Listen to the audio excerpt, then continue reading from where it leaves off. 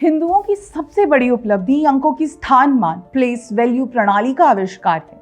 आज जिसे हम अराबिक न्यूमरल्स कहते हैं वो असल में हिंदू न्यूमरल्स हैं जिन्हें अरबों ने भारत से अपनाया। ये खोज इतनी महान थी कि तेज दिमाग वाले यूनानी भी ऐसी संख्या पद्धति विकसित नहीं कर पाए। ये शब्द हैं famous Swiss American mathematician Florian Cajori के। आज भी दुनिया में एक बड़ी गलतफहमी फैली हुई है कि डेसिमल नंबर सिस्टम, अर्थमेटिक और अलजेब्रा की शुरुआत अरबों ने की थी। उदाहरण के लिए नंबर्स जैसे 0, 1, 2, 3, 4, 5 जैसे अंकों को आज अराबिक न्यूमरल्स कहा जाता है और अल ख्वारिज़मी को अलजेब्रा का जनक मान लिया गया है। लेकिन आज इस कहानी के जरिए हम आपको बताएंगे कि कैसे भारतीय गणित के मूल सिद्धांतों को सो कॉल्ड इस्लामिक अरब स्कॉलर्स ने अनुवाद किया और फिर उसी ज्ञान को यूरोप तक पहुंचाया भी। ये अरबों द्वारा भारतीय गणित और एस्ट्रोनॉमी के एप्रोप्रिएशन की कहानी है। 7वीं शताब्दी तक भारत इंटेलेक्चुअल लेवल पर इतना आगे बढ़ चुका था कि हिंदू गणितज्ञों ने एक ऐसा मजबूत गणितीय ढांचा रचा जिसकी बराबरी विश्व में कई शताब्दियों तक नहीं हो सकी। गणित के कई प्रमुख विचार decimal number system, arithmetic, algebra and trigonometry Hindu सभ्यता में विकसित और परिपक्व हुए। यहाँ तक कि कैलकुलस विषय, जिसे आज पश्चिमी गणित की सबसे बड़ी उपलब्धियों में से एक माना जाता है, कि नीट केरला मैथमेटिशियंस के कार्यों में निहित है। कैलकुलेशंस के लिए महत्वपूर्ण शून्य का कॉन्सेप्ट आर्यभट्ट जैसे विद्वान द्वारा स्थापित किया गया था। डेसिमल प्लेस वैल्यू सिस्टम, ये विचार कि किसी अंक का मान उसके स्थान पर निर्भर करता है, भारत में पूरी तरह विकसित हो चुका था। ब्रह्मगुप्त ने 628 ईस्वी में लिखे गए अपने ग्रंथ ब्रह्मस्फुट सिद्धांत में सिर्फ शून्य का उपयोग नहीं किया बल्कि शून्य से भाग करने जैसे साहसी नियम भी बताए। इसी ग्रंथ में उन्होंने क्वाड्रिक इक्वेशन, जो अलजेब्रा का एक कोर कॉन्सेप्ट है, को हल करने और नेगेटिव नंबर्स के साथ काम करने के लिए स्पष्ट नियम बताए। गणित को लेकर इस्लामी दुनिया की समझ इतनी सीमित और अधूरी थी, इस पर इतिहासकार भास्कर कामले ने अपनी पुस्तक द इम्पेरिशिएबल सीड में विस्तार से लिखा है। वो बताते हैं, भारतीय गणितज्ञ ब्रह्मगुप्त ने सदियों पहले स्पष्ट रूप से बताया था कि शून्य बराबर मात्रा में पॉजिटिव और नेगेटिव नंबर्स को जोड़ने से बनता है और नेगेटिव नंबर्स भी गणित का अभिन्न हिस्सा हैं। अरबों ने ज्ञान भारत से लिया, लेकिन उन्होंने नेगेटिव नंबर्स को स्वीकार नहीं किया और जीरो को स्वतंत्र संख्या भी नहीं माना। इसका कारण ये था कि उनकी सोच ग्रीक बेबीलोनियन परंपरा से प्रभावित थी, जहां संख्या का अर्थ केवल जियोमेट्रिक कॉन्सेप्ट्स जैसे लेंथ, एरिया और वॉल्यूम तक सीमित था।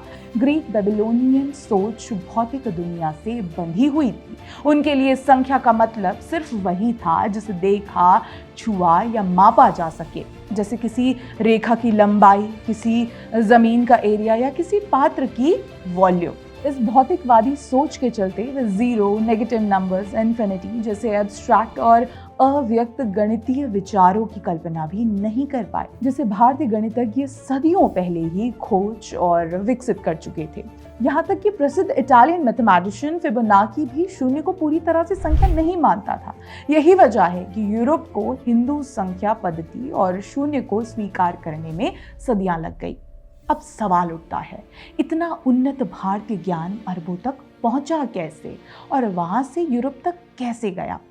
8वीं शताब्दी में अब्बासिड कैलिफेट का उदय हुआ।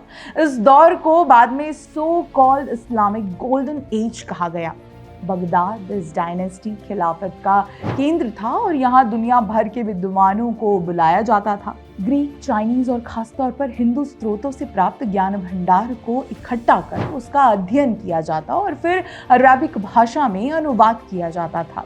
772 ईस्वी में एक हिंदू विद्वान अपने साथ एस्ट्रोनॉमी का एक महत्वपूर्ण ग्रंथ सिद्धांत लेकर गए थे। इस ग्रंथ का अरबी में अनुवाद मोहम्मद अल फजारी ने किया और ये जिज अल सिंध हिंद के नाम से जाना जाने लगा। भारतीय सोर्सेस से प्रेरणा लेते हुए अल ख्वारिज़मी ने लगभग 820 ईस्वी में 2 अरबी बुक्स लिखी, हिसाब अल ज़बर वल मुकाबला और किताब अल हिसाब अल हिंद। दूसरी किताब का लैटिन अनुवाद लिबर एल्गोरिदमी दे न्यूमेरो इंद्रोम, भारतीय संख्याओं पर अल ख्वारिज़मी की पुस्तक कहलाया, जिसे एल्गोरिदम शब्द निकला है।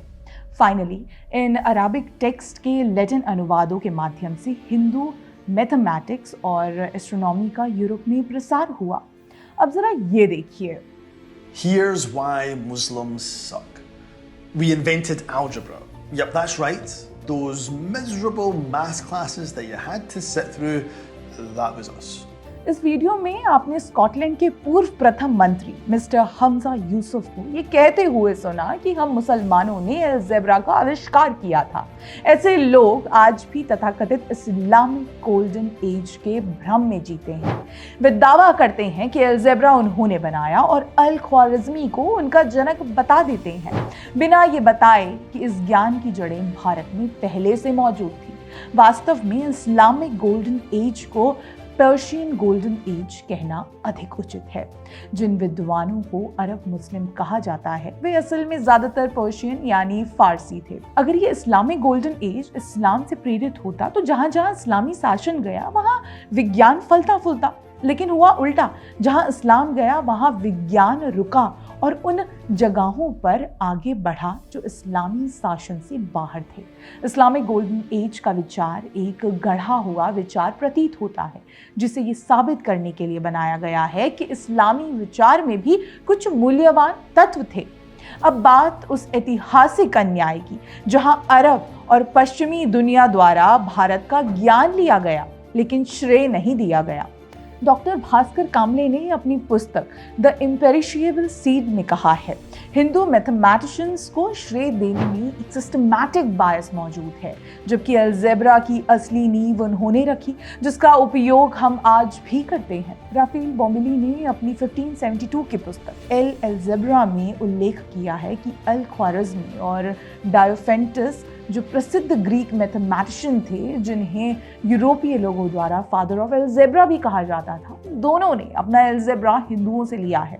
इसके बावजूद आज भी अलजेब्रा का श्रेय उन्हें दिया जाता है, जबकि 19वीं सदी की शुरुआत में ही ब्रह्मगुप्त और भास्कराचार्य के ग्रंथ यूरोप में अंग्रेजी अनुवाद के साथ उपलब्ध थे।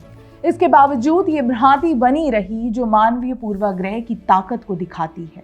इस संपूर्ण विवेचन का सार यही है कि हिंदू मैथमेटिकल नॉलेज, जिसमें decimal place value system, zero, negative numbers और अलजेब्रा के मूल सिद्धांत शामिल हैं, ने विश्व की बौद्धिक यात्रा को गहरे स्तर पर आकार दिया। अरब्स ने इस ज्ञान को ट्रांसलेट और आगे ट्रांसमिट किया, जिसके लिए उनका योगदान स्वीकार्य है, परंतु इन्वेंशन का श्रेय उन्हें नहीं दिया जाना चाहिए। ये भारत की प्रतिभा थी जिसने वो बीज बोया जिस पर पश्चिम की आधुनिक गणितीय इमारत खड़ी हुई। इतिहास की किताबों में सच्चाई को कम करके दिखाया गया, लेकिन सच बदला नहीं जा सकता। दुनिया में गणित की नींव में भारतीय गणितज्ञों का योगदान हमेशा बना रहेगा। ये सिर्फ श्रेय लेने की बात नहीं है, बल्कि मानव सभ्यता की साझा विरासत में भारत को उसका सही और न्यायपूर्ण स्थान दिलाने की बात है। जय हिंद।